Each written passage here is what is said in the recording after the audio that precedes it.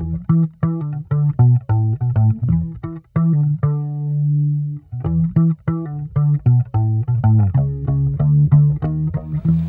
everybody, this is Tobin back at Rumble Seat Music. My friends here have a really cool match set of guitars. This is the prototype number 3 of 3, I believe, so even rarer than the real thing. This is a real Carina Wood Explorer, modeled after the 58. It comes with a matching Flying V, which is also part of a very limited run. So these are the original prototypes Gibson made before the run, and they sound just as good as the real thing in my opinion. These are super cool. Cool guys play Explorers. Rick Nielsen, Rick Derringer, all the Ricks. So if you want to be cool, get an Explorer. And a V will come with it. Think of it as buying an Explorer and getting a free Flying V. It's a great deal.